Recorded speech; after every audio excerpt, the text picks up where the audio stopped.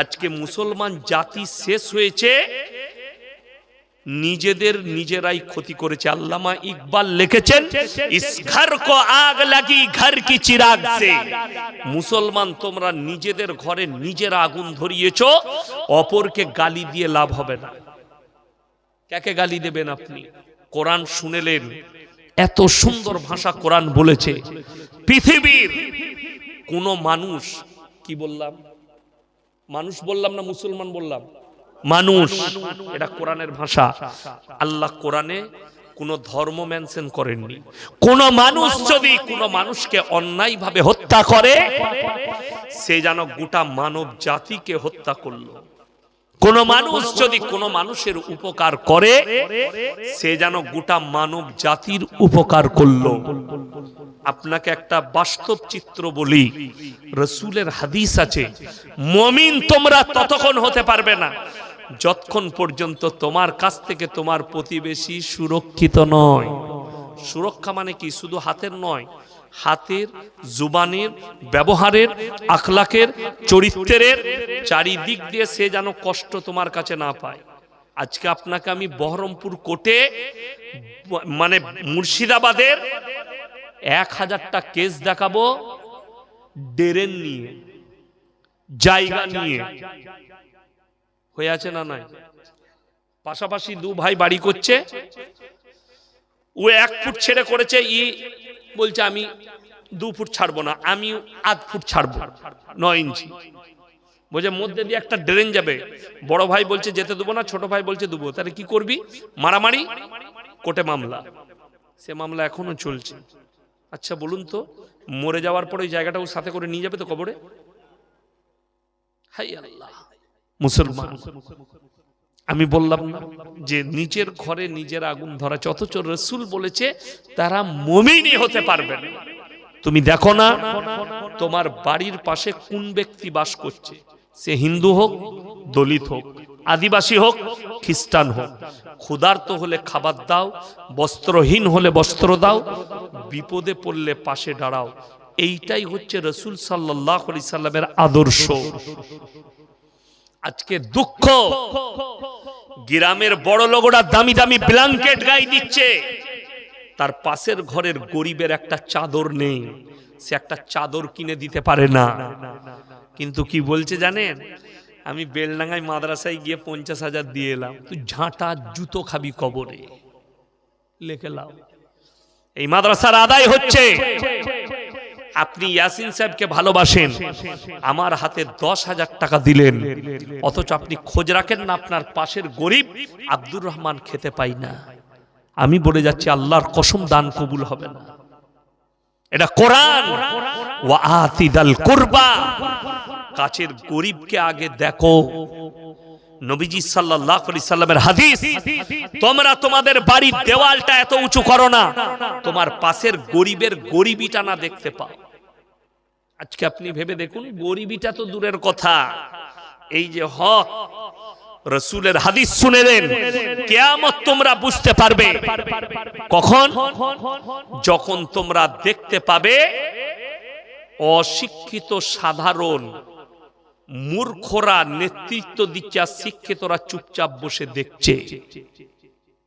আজকে পশ্চিম বাংলায় বেশিরভাগ, আপনাদের জলসা বলে বলি নাই, পশ্চিম বাংলায় 100টা জলসার মধ্যে 90টা জলসা কমিটি বেনামাজি, নামাজি পড়ে না। ঠিক বললাম না ভুল বললাম? যদি কোনো বাপের বেটা টক্কর নেয়, সে আমার সঙ্গে যে কোনো জলসায় অ্যাটেন্ড করবে, সব কমিটি ব্যাচওয়ালাগুলোকে দাঁড় করাবো, গ্রামের লোক দেখে বলে দিবে এটা 5 ওয়াক্তের। আর আমারটা যদি মিথ্যা হয়, আমি উইথড্র করে নেবো, ক্ষমা চেয়ে নেবো। আর আমি বাস্তব বলছি, এটা নেতৃত্ব দিচ্ছে কে? অশিক্ষিত সাধারণ। আজকে গ্রাম থেকে পাপ না মুছার কারণ আলেমরা দায়ী নয়, হাদিস কোরআন দায়ী নয়, ইসলাম দায়ী নয়, কিছু কিছু নেমো খারাম আমাদিকে দায়ী করছে। জলসা করে কি হবে? বয়ান করে কি হবে? জলসা দিয়ে কি হবে? গ্রামের লোকের পরিবর্তন হচ্ছে না। তুমি কি মেহনত করলে?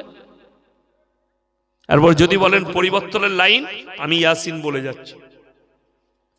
গ্রাম থেকে রেজুলেশন করুন, পাস করান, মসজিদে দাঁড়িয়ে সেক্রেটারি শোনাবে কি, যে লোক সুদ খাবে, সুদের ব্যবসা করবে প্রকাশ্যে, তার কোনো চাঁদা মসজিদে নেওয়া হবে না, ইমামকে ভাত দিতে পাবে না, তাকে আমরা সমাজে মিশতে নেব না। আমি বলছি কাল কি সুদ ছাড়বে? রাজ্যটার নাম হচ্ছে মধ্যপ্রদেশ, শহরটার নাম ইন্দোর। আমি দুবার জলসা করেছি ইন্দোরে, বাঙালিদের জলসা, 10-12 হাজার শ্রোতা হয়, দারুণ খাবার খাওয়াই, আমি দুবার জলসা করেছি। যাই হোক, ওই মধ্যপ্রদেশের সমস্ত আলেমরা, দেওবন্দি, আহলে হাদিস, বেরেলি, যত তবকার মৌলবি আছে এক কাছে বসে তারা মিটিং করে ফয়সালা করেছে, কোন মুসলমান বেটার বিয়েতে যদি পণ নেই, বেটার বিয়েতে যৌতুক নেই, বেটার বিয়েতে, বিটির বিয়েতে গান বাজনা করে, অশ্লীল কাজ করে, সেই নিকাহ কোন মৌলবি পড়াবেন। গোটা মধ্যপ্রদেশে যৌতুক বন্ধ হয়েছে, গান বাজনা বন্ধ হয়েছে, আলেমদের আদেশে চলছে সুন্নত তরিকায়। অবাক হবেন, আমি আজ থেকে 5-6 বছর আগে ধানবাদ জেলা, বিহারে, থানাটার নাম চন্দনকিয়ারি, জলসা করতে গিয়েছিলাম। গ্রামটার নাম নডিহা। 1000-এর বেশি আলেম হাফেজ আছে। আমি আসরের সময় ঢুকে গেছি, অনেক রাস্তা, তাড়াতাড়ি বেরিয়েছিলাম সকাল 10টায়, আসরের সময় ঢুকেছি। সেখানে আমার একটা বন্ধু আছেন খাস, মুফতি মনজার আলম কাসমি, ভালো মুফতি। তো আমি ওই আসর থেকে রাত 2টো পর্যন্ত ছিলাম সেই গ্রামে। তারপরে আমি আসার সময় মুফতি সাহেবকে বললাম, ভাই মেরে কো ইতনা আচ্ছা লাগা। কি হয়েছে, কি হয়েছে বলো তো, কিছু হয়েছে? আমার বাপের ডায়লগ শোনা নাই, বিয়ে দিয়ে দেবো, কেঁদে মরে যাবি।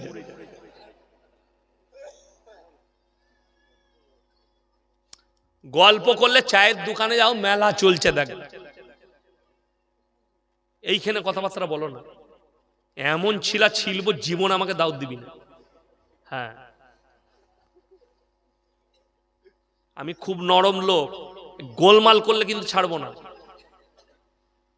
তো সেই গ্রামে আমি তাকে জিজ্ঞেস করলাম, বিশ্বাস করুন রাত 2টো পর্যন্ত রাস্তায় প্যান্ডেলে একটা 10 বছরের বাচ্চা মেয়েকেও আমি দেখতে পাইনি, গোটা গ্রামে রাস্তায়।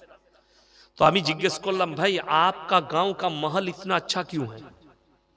कोई औरत नहीं दिखी, यहाँ तक के एक बच्ची भी नहीं दिखी। তিনি কি বললেন জানেন? আমাদের গ্রামের নেতৃত্ব যারা দেয় তারা হচ্ছে উলামায়ে দ্বীন, ইমাম, আলেমরা। পরিবেশ তারা তৈরি করে। বিশ্বাস করুন, গ্রামের পরিবেশ তৈরি করতে চাইলে ইমামকে নেতা হিসাবে সিলেক্ট করুন, আলেমদিকে নেতা হিসাবে সিলেক্ট করুন, গ্রামের পরিবেশ তৈরি হবে।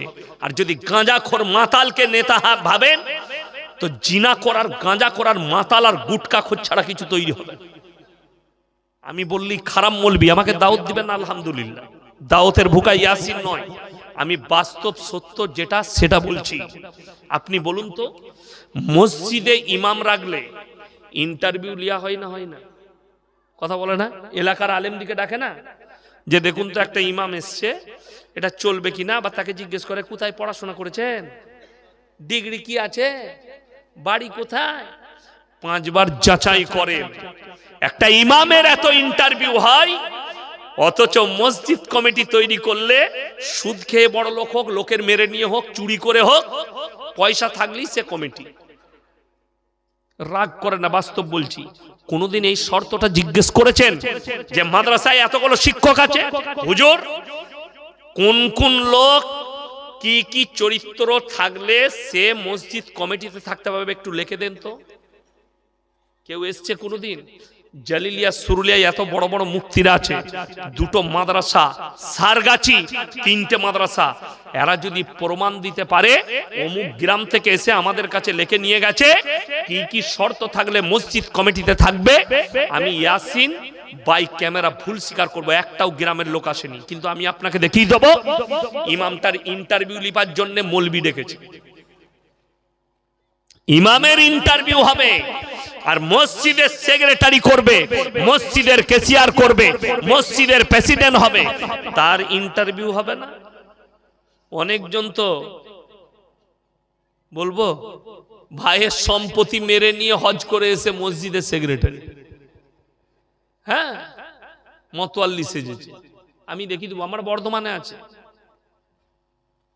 অবাক করার তথ্য দিচ্ছি, একটা নার্সভূমে বর্ধমানে একজন মারা গেছে। আমি কোন গ্রামের বলবো না, কিন্তু বর্ধমান টাউনে ঘটনাটা ঘটেছে। নার্সভূম বড়, মারা গেছে। আজকেও আমার সাথে এসছে আশা নার্সভূমের মালিক নাসির ভাই, আমার খুব কাছের মানুষ অন্তরে, আমার সাথে এসছে আজকে জলসা, সাথে নিয়ে এসছে। কই পানি দেন তো।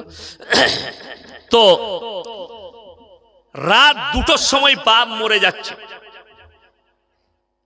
কেবিনে আছে, মারা গেছে। একটা আয়া আছে নার্স, তার সাথে বাইরে বেটা দাঁড়িয়ে ছিল, বড় বেটা। তাকে এসে বললে তোমার বাপ মারা গেছে। তাকে বললে কেউ কি বলবি না, চুপ করে থাক। হ্যাঁ আলহামদুলিল্লাহ, কেউ কি বলবি না, তোকে 10,000 টাকা দিচ্ছি। তার হাতে 10,000 টাকা দিয়েছে। ওই মরা বাপের টিপ নিয়েছে, মরা বাপের কাগজে। অথচ সে মাল মসজিদ কমিটিতে আছে, আমি নাম করব না। যদি সে আমার জলসাটা শুনে তুমি হারাম কর বুঝে নিবে, তোমাকেই বললাম। পারিস তো আমার যা পারি করলি, নাম তো আমি লিই নাই। কথাটা ঠিক কি না? নাম আর তুমি যদি করে থাকো তোমার গায়ে লাগবে না, লাগবে কেন?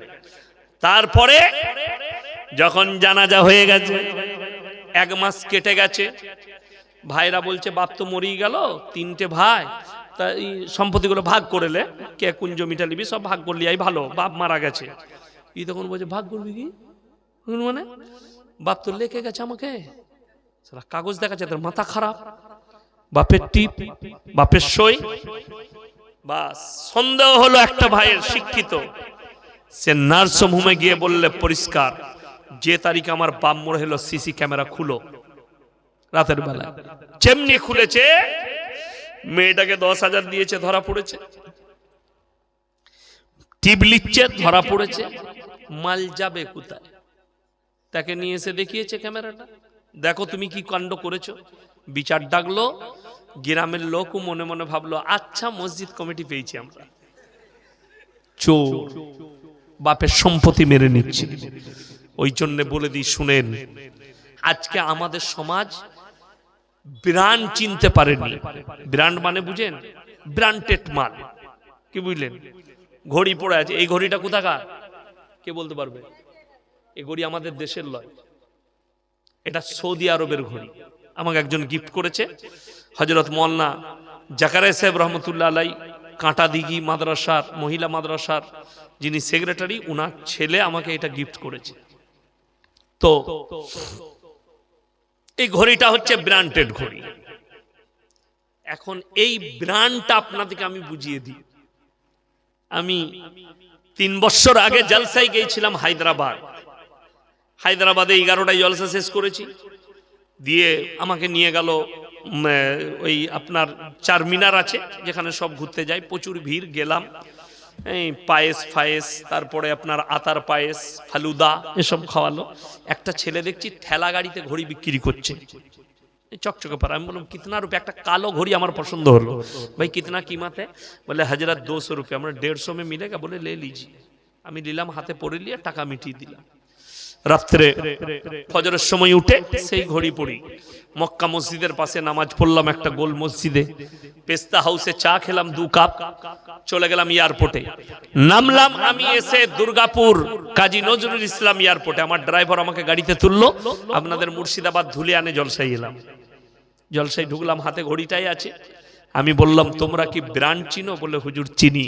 আমি বললাম আমার হাতের ঘড়িটা কত দাম হতে পারে বলো। একজন বললে হুজুর 25,000 টাকা, একজন বললে হুজুর 17,000, একজন বললে 2500, একজন বললে 3,000, একজন বললে 1200, একজন বললে 1500। যতজন দাম বলেছে সবাই ঠিক বলেছে, ভুল কেউ বলে। কেন বলুন তো? যে 25,000 বলছে সে জানে ইয়াসিন সাহেবের মতো বক্তার হাতে ঘড়ি আছে, মানে মালটা কমা হবে না। কথাটা বুঝতে পেরেছেন? এই ভেবে সবাই দাম বলেছে। লাস্টে আমি বললাম বাবা ঘড়িটার দাম 150 টাকা। যদি কেউ 25,000 টাকায় নিতে চাও তো আমি খুলে দিচ্ছি, টাকাটি আমাকে দাও, অত দিতে হবে না, 10 দিলেই হবে। আমি জানি 150 মাল 10-এ গেলে অনেক লাভ, তাই না? কিন্তু দুঃখের বিষয় আমি বললাম আসল বাঁশটা দিই নাই, দাঁড়া বাঁশটা দুব। এখন তো আমি হাসির মজাকে বুঝাচ্ছি, একটা গরিবের ছেলে আপনাদের গ্রামের সকালবেলায় যদি ছিঁড়া প্যান্ট পরে বাজারে যায়, চায়ের দোকানে 10টা লোক বসে থাকলে বলবে আরে এ তো গরিবের ছেলে, ও পয়সা নেই, বলবে না? বলবে না? খেটে খায়, ওর বাপ কাজ করে, গরিবের ছেলে।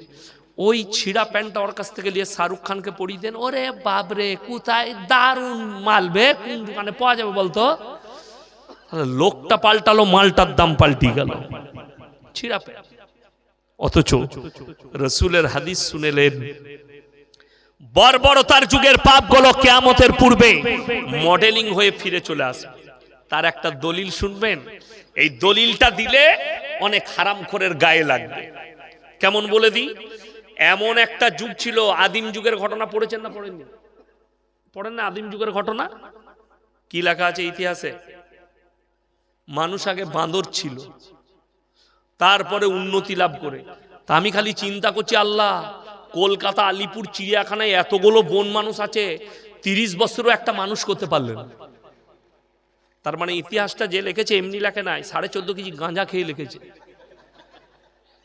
বান্দর আলাদা সৃষ্টি, ইনসান আলাদা সৃষ্টি, অথচ ইতিহাসে লিখে দিয়েছে বান্দর থেকে মানুষ হয়েছে। যা বুঝে করগা, তোরা খুঁজে বেড়া মাল কোথায় আছে। যাই হোক, মানুষ আগে কাপড় পরতে জানতো না, ঠিক কিনা? এরকম ব্র্যান্ডের কাপড় ছিল, এরকম লুঙ্গি ছিল। মানুষ গাছের ছালের কাপড় করে পরতো, বস্তার মতো পরতো, উলঙ্গ থাকতো, ছিঁড়া কাপড় পরতো। এটা ছিল বর্বরতার যুগে। অনেক মহিলা, অনেক মানুষ ন্যাংটো ঘুরে বেড়াতো, যারা বর্বর ছিল, যারা জিনায় লিপ্ত থাকতো।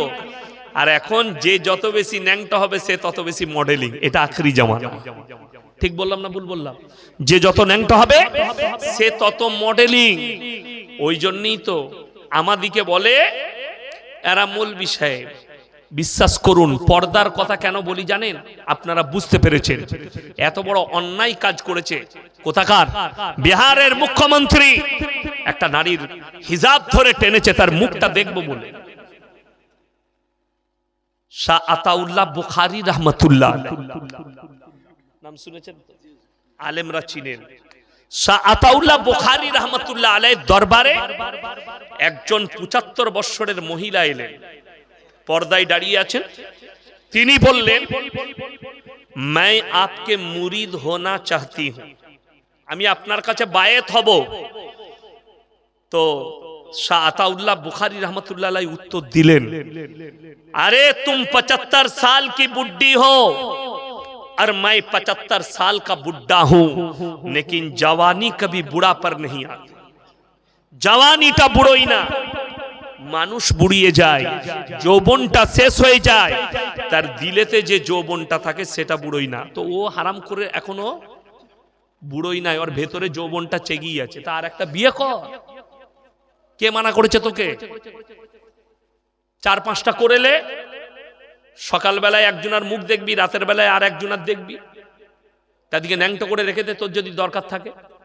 কিন্তু দুঃখের বিষয় জানেন আপনারা, আরবের একটা শেখদের দুবাইয়ে তার বিবি শখ করেছে যে আমি আইল্যান্ডে বিকিনি পরে ঘুরবো। তার শখ, তার বিবি। সে দেখলে বিবির শখ পূরণ করতে হবে, পুরো একটা আইল্যান্ড কিনে নিয়ে খালি করে দিলে আইল্যান্ডটা কেউ থাকবে না, তুমি আর আমি বলে, এরপর ঘুরে বেড়া ন্যাংটো হয়ে দেখি।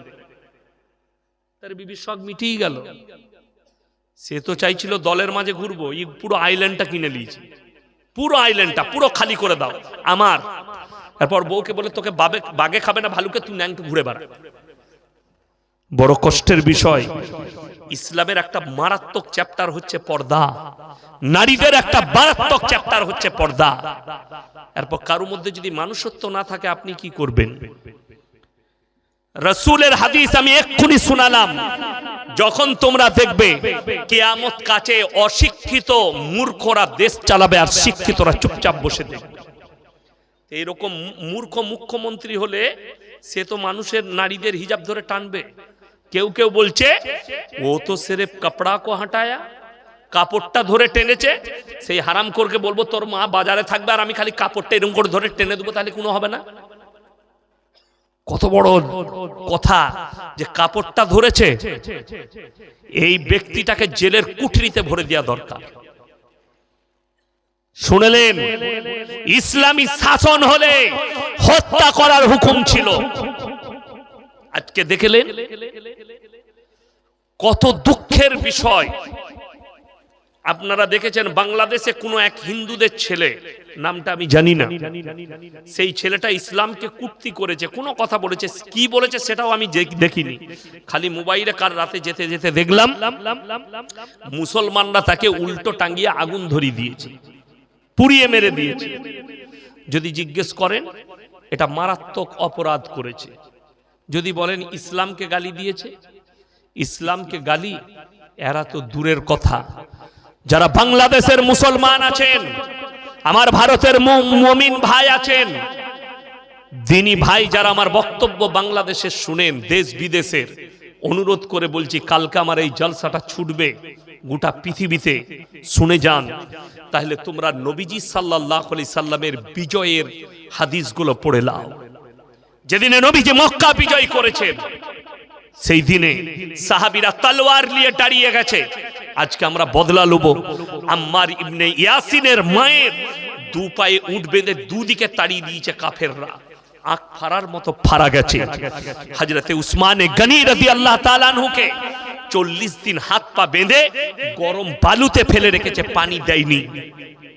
হযরতে উমর ফারুক রাদিয়াল্লাহু তাআলা আনহুকে ফজরের নামাজে ভুজালি মারা হয়েছে। সাইয়েদনা বিলাল হাবসি রাদিয়াল্লাহু তাআলা আনহু কোমরে দড়ি বেঁধে উটের পেছনে বাঁধা হয়েছে, ছেঁচুড়ে ছেঁচুড়ে গেছে। নবীজি কোরআন পড়ছেন কাবা ঘরের ভেতরে, বেঈমানরা বাইরে তাবলীগ করছে, কি বলে জানেন? মাযকুরা,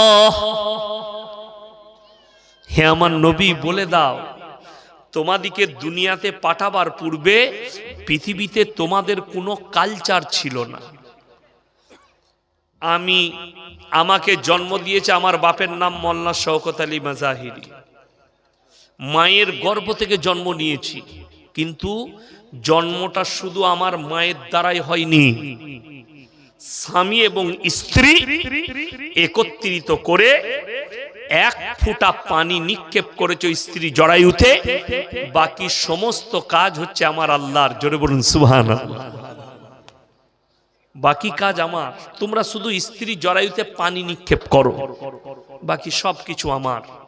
আর আল্লাহ কোরআনে বললেন, আমার পরিবারে কেউ জানতো না। আমার কটা ভাই জানেন? আমরা 4 ভাই। ক ভাই? 4 ভাই। আমি খালি বক্তা, আমি খালি এই লাইনে আছি। আর একজন আমার সাথে পড়েছে মাদ্রাসায় কাফিয়া পর্যন্ত, মেজো ভাই, কিন্তু সে একটা কোম্পানিতে চাকরি করছে, আল্লাহ তাকে কবুল করেনি। তো আমার পরিবারে কেউ জানতো যে ইয়াসিন বলে একটা ছেলে জন্ম হবে মৌলভী শওকতের, সেও বক্তা হবে? কেউ আগে জানে? আপনাদের মধ্যে এখানে কেউ জানেন যে আমার একটা ছেলে হবে মাস্টার হবে, ডাক্তার হবে, না চোর হবে? কেউ জানেন? আল্লাহ কোরআনে এটাই বললেন, তোমাদিকে পৃথিবীতে পাঠাবার পূর্বে পৃথিবীর বুকে তোমাদের কোনো কালচার ছিল না, কোনো কালচার নয়। আমার বন্ধুগণ, আমার ভাই, সবাই নিয়ত করুন আজ থেকে আমরা ইলম হাসিল করব, বলুন ইনশাআল্লাহ। প্রত্যেকটা মুসলমান নরনারীর জন্য দ্বীনি শিক্ষা অর্জন করা ফরজ। আজকে দেখুন, স্কুল বেড়েছে না বাড়েনি? বেড়েছে। মাদ্রাসা বেড়েছে না বাড়েনি? কলেজ ইউনিভার্সিটি বেড়েছে না বাড়েনি? শিক্ষা অনেক বেড়েছে, বেড়েছে না বাড়েনি? দামি দামি কনভেন্ট হচ্ছে, কেউ মিশনে দিচ্ছে, কেউ ইংলিশ মিডিয়ামে দিচ্ছে, দামি দামি, যার যেরকম পয়সা সে সেরকম স্কুলে। আল্লাহর কসম খেয়ে বলছি, মাদ্রাসা বেড়েছে, স্কুল বেড়েছে, মিশন বেড়েছে, একাডেমি বেড়েছে, শিক্ষা বেড়েছে। আদর্শ কিন্তু শেষ হয়ে গেছে। আদর্শ আর আছে নাই। আমার 39 বছরে পা দিলাম। কত বললাম? 39। আমার বয়স যদি 39 হয়, আমার বয়সী যারা আছেন 40-এর কোঠায়, আমরা যখন স্কুলে গেছি জীবনে জানতাম না শিক্ষক দিবস কোন দিনটা। ঠিক বলেছি না বলিনি? কিন্তু আমার শিক্ষক দিকে জিজ্ঞেস করে আসুন, যে ইয়াসিন সাহেব আপনার কেমন স্টুডেন্ট ছিল, বিয়াদব না আদববালা? আমি শুধু নয়, আগেকার ছাত্ররা মাস্টার দিকে কতটা রেসপেক্ট করত এটা ভেবে দেখুন। আর এখন শিক্ষক দিবসের দিনে ম্যাডাম, মাস্টার, স্টুডেন্ট, ছাত্রী স্কুলে ডিজে লাগিয়ে ড্যান্স করছে। ঠিক বললাম না? তাহলে শিক্ষা আছে, আদর্শ শেষ করে ফেলেছি আমরা। দুঃখটা ওইটাই। আগেকার যুগে স্কুলে আমাদেরকে মারলে আমরা ভয়ে বাড়িতে বলতাম না মাকে যে আজকে মাস্টার মেরেছে। কেন? মা আর একবার মারতো। ঠিক বললাম না ভুল বললাম? বাপকে এসে বলতাম না আমাকে মেরেছে, আর একবার মারতো। আর এখন একটা ছোট্ট ছেলে বদমাশি করেছে, মাদ্রাসার একটা শিক্ষক একটু ধুমকি দিয়েছে, 4 দিন কামাই করেছে, একদিন এসে 4 দিন কামাই কেন করলি, যা চিঠি লিখে নিয়ে আই, তোর কি হয়েছিল? বাপ এসে বলছে মাদ্রাসা কি তোমার বাপের নাকি? ছেলে জবে পারবে, আসবে না আসবে, তো তোর ছেলে গরু হবে না, তাকে গরু হবে। আমি লেখেলেন সেই ছেলেটা অমানুষ তৈরি হবে, অমানুষ। যেহেতু তুমি অমানুষ, তুমি এসে চার্জ করছো শিক্ষককে। ছেলেকে যদি এক চর মারে, জানবেন ওই উস্তাদটা দোয়া দিয়েছে আপনার ছেলেকে, আপনার জানাই নেই। আমি গুজরাটে যখন বৈঠক শোনাই, আমার সাথে একটা নয় 350টা ছেলে বৈঠক শোনাচ্ছিল। কটা বললাম? 350। আমি যে মাদ্রাসায় পড়েছি এ বাবু জানে, এ কান্থারিয়ায় পড়েছে। এই যে মাদ্রাসায় পড়তো আমার থেকে বেশি ছাত্র, কান্থারিয়া 5000 ছাত্র ছিল, এখনো আছে। আর আমি যে মাদ্রাসায় পড়তাম সেখানে 2500 ছাত্র, কাফলেতা, বিখ্যাত মাদ্রাসা কিরাতে। তো 350 ছেলে শোনাচ্ছে। বিহারের একটা ছেলে এত ভালো হাফেজ, শোনাতে শোনাতে খালি একটা মিস্টেক গেছে, তাকে বেতের ছড়িতে 100 ছড়ি মেরেছিল দুদিকে। ক ছড়ি বললাম? 100 ছড়ি। সেই ছেলেটা জীবনে প্রতিবাদ করেনি, জানেন? এখন আমি শুনতে পাই, এখন কথা হয়। একদিন দেখা হলো আপনার মুম্বাইয়ে, বললাম ভাই क्या करते? बोले बिहार के एक मदरसा है भगलपुर में, मैं बुखारी पढ़ाता, बुखारी शरीफ पढ़ाई, मुहद्दिस। সেই ছাত্র কেন জীবনে প্রতিবাদ করেনি? শিক্ষক মেরেছে আমাকে ভুলের জন্য। জানেন ওই ছাত্রর যে জায়গাগুলো কি, এটা মেয়েরা দিয়েছে, ওদের দোয়া লাগবে না, ওদের যা জিনিস আছে ওরা নিজেরাই দোয়া করে নেবে। ছাড়ো, যাও, মেলা ঘুরলে দোয়া হয়ে যাবে। যাই হোক, লাস্টে করে দেবো, নাহলে ওরা রেগে পালিয়ে যাবে, তাই না? লাস্টে করবো, ডোজও দিয়ে যাবো। চলুন, আমি যেটা বলছিলাম যে আপনার সন্তানকে যদি মানুষ করতে চান, জ্ঞানী করতে চান, সন্তান যদি মাস্টার হোক, শিক্ষক হোক, গুরুজনের নামে অভিযোগ করে, সেটা শুনবেন না, সেটা শুনবেন না। আমার মেয়ে এসে একদিন বলল, আব্বা প্রজেক্ট জমা দেওয়া হয়নি, মাস্টারকে ভয় লাগছে, মাস্টার অনেক ছেলে জমা লাইনি, দেরি হয়েছে বলে। আমি গেলাম, মাস্টার খেতে খেতে উঠে এলো।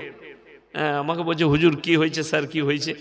আমি বললাম মেয়েটার প্রজেক্ট জমা হয়নি। ও ভয় দিতে আমাকে দেখালো যে আপনার মেয়ে 6 মাস থেকে প্রজেক্টটা জমা দেয়নি।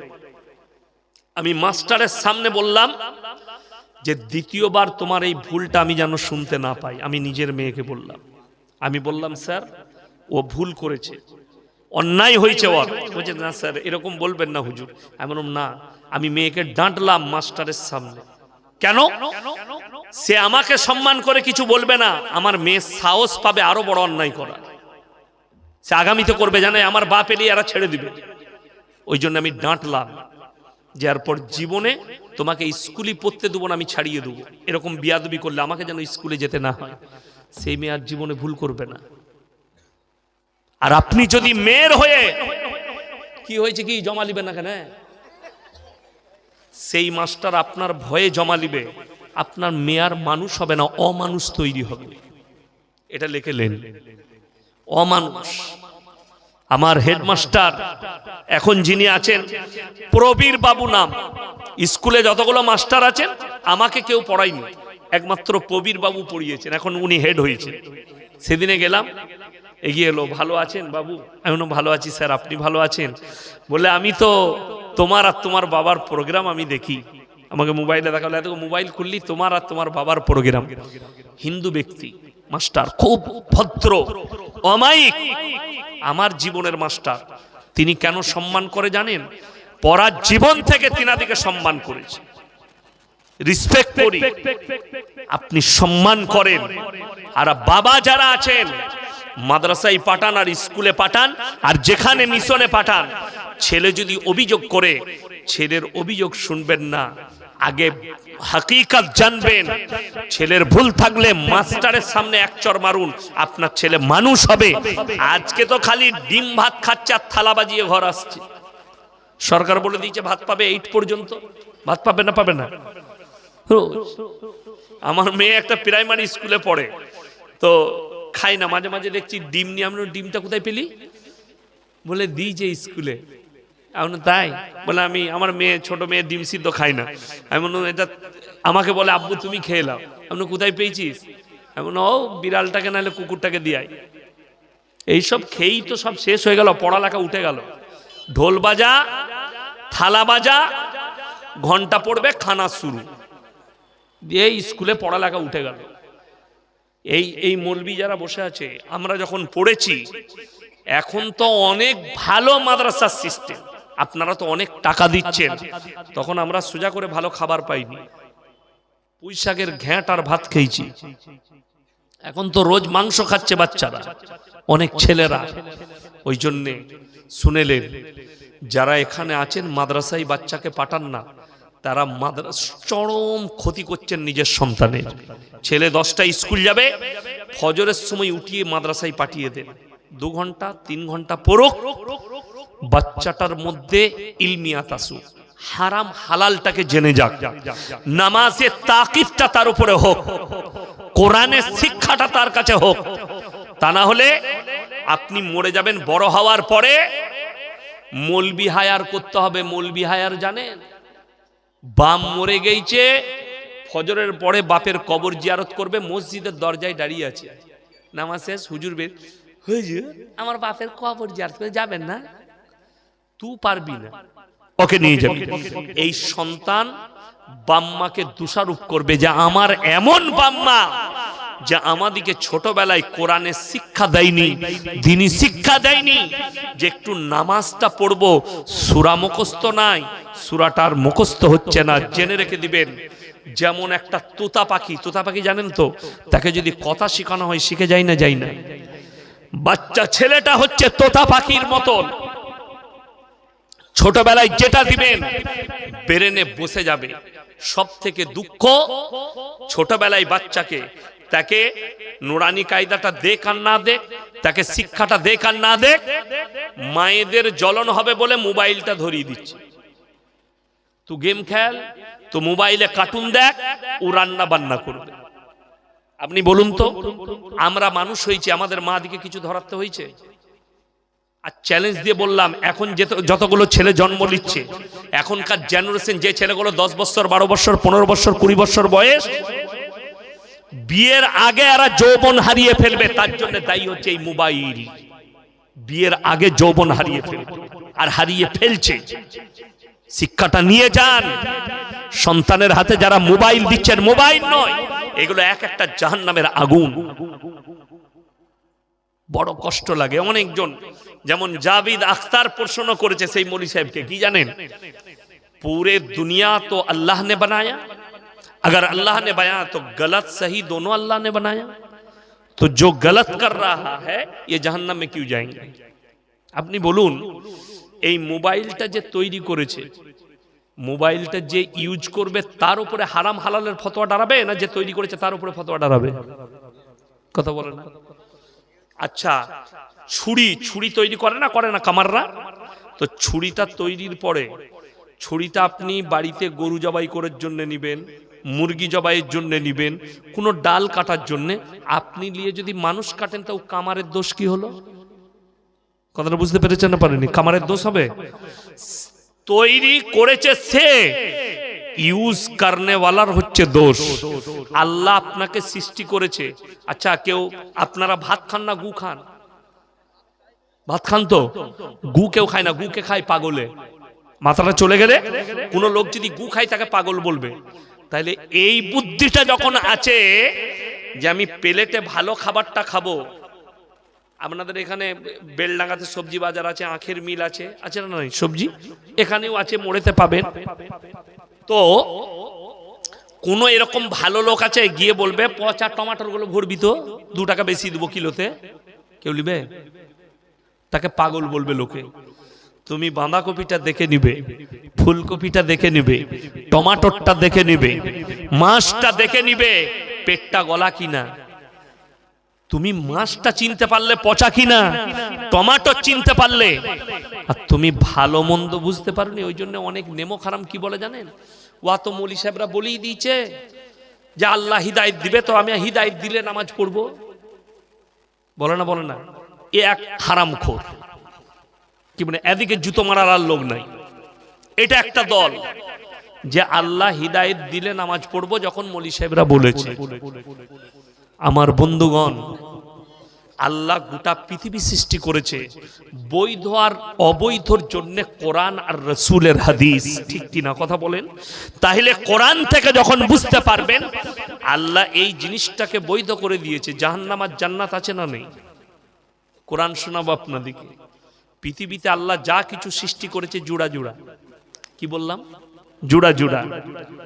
আলাম নাজালিল আরদা মিহাদা ওয়াল জিবালা আওতাদা ওয়া খালাকনাকুম আজওয়াজা। সব আমি জোড়া জোড়া সৃষ্টি করেছি। আমি আল্লাহ খালি বিজোড়। আসমান আর জমিন, স্থল আর পানি, নারী আর পুরুষ, ভালো আর মন্দ, কালো আর সাদা, উঁচু আর নিচু, সব আমি জোড়া জোড়া করেছি। আমি আল্লাহ খালি বিজোড়। জোরে বলুন সুবহানাল্লাহ। সব জোড়া জোড়া, আমি আল্লাহ খালি বিজোড়। তাহলে ভালোটাও আছে, মন্দটাও আছে। তোমার বিবেক যখন বলছে, দেখুন আপনি খাবার খেতে, আমরা দস্তরখানে বসলে বিবি অনেকগুলো তরকারি দেয় না, দেয় না? আমি মেহমান এসছি, আমাকে এক তরকারি দিয়ে ভাত দিবেন না, মেহমানকে 3-4টা তরকারি দেন, 4-5টা তরকারি দেন। এরপর মেহমানকে বললেন, যারা মেজবান থাকে তারা কি বলে, ভাই একটু মাংসটা দিই, ভাই একটু বেগুন ভাজিটা দিই। এরপর যে মেহমান থাকে সে বলে না বেগুন ভাজি খাবো না, দাদা আমাকে মাংস দেন না, ভাই আমাকে মাছ দেন। সে তার পছন্দ মতো খাই না, খাই না, খাই।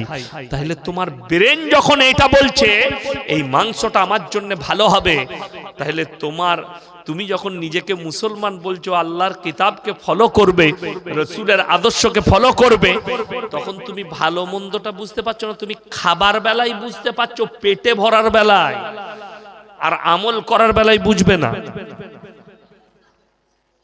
এইটাই হচ্ছে দুঃখের বেদনা। সকল ভাইকে বলবো, নিয়ত করুন আমরা আমাদের বাচ্চাদিকে দ্বীনি শিক্ষা দেবো। জোরে বলুন ইনশাআল্লাহ। প্রত্যেকটা নারী পুরুষের জন্য দ্বীনি শিক্ষা অর্জন করা ফরজ। বাচ্চা যদি অভিযোগ করে, বাচ্চাকে এক চর মারুন, ঘুরিয়ে শিক্ষককে মারতে যাবেন না। আপনার ছেলেটা গরু না হলে গাদা হবে। আমি মৌলবি শওকতের বেটা মৌলবি ইয়াসিন বলে গেলাম, কাগজে লিখে নেন, লিখেলেন। আপনি মরণে ওয়া দিতে হবে না, কম মরার সময় কলমা পড়ে লাভ নাই, ভাই ভুলে গেছে। যাই হোক, ও চলবে, বিনা ব্যাজ বলাই মাল। আমি কি বুঝলেন? আমি যেটা বলছি, প্রত্যেকটা ভাই এরপর নিয়ত করুন আমরা মুমিন হব। জোরে বলুন ইনশাআল্লাহ। আমি সব জায়গায় বক্তব্য এখন দিতে একটু দ্বিধাবোধ করছি, কেন জানেন? গাল খাওয়া লোক আমি। মোবাইলটা খুলে কারা গাল দিচ্ছে? সুদখোর, গাঁজাখোর, মাতাল, অমানুষ, লটারিওয়ালা বলে এর বিরুদ্ধে বলছে। কি বুঝলেন? যেমন আপনারা সকলে জানেন। আচ্ছা, সুদটা হারাম, এটা মৌলবীদের কথা না আল্লাহর কথা? আল্লাহর কথা। ওয়াহাল্লাল্লাহুল বাইয়া ওয়া হাররামার রিবা। ব্যবসাকে হালাল করেছি, সুদকে হারাম করেছি। এরপর যদি মুসলমান সুদ খায় তাকে কি বলবো? আল্লাহর ওলি বলবো তো নাকি? না, হারামখোর। আমার বর্ধমান টাউনে একজন ফোন করে বলছে যে আপনি গালি দেন কেন? আমি বললাম কই গালি তো দিই নাই। আচ্ছা, আপনারা আমার জলসা শুনেছেন না শুনেন? মোবাইলে আমি মা বোন তুলে কেউ কি গাল দিয়েছি? ইমানদারির সঙ্গে বলুন, দিই নাই। সে বলছে, আমি বললাম কি গাল দিয়েছি প্রমাণ দাও। বলছে ওই যে হারামখোর বলেন। আমি বললাম যে সুদ খায় তাকে কি বলবো ভাই, তুমি শিখিয়ে দাও। কি বলবো তুমি বলো। বলছে হারামখোরটা বললে খারাপ লাগে। তুই সব থেকে বড় হারামখোর, তুই ওই রকমই মাল। তুই হয় সুদখোর হবি, নাহলে লটারি, নাহলে মদ বিক্রি করিস, তা না হলে তোর গায়ে তো লাগবে না। কথাটা বলেন। আচ্ছা আমি যদি বলি চুরি করা হারাম, কার গায়ে লাগবে? চোরের গায়ে। যে চোর লয় তার গায়ে লাগবে?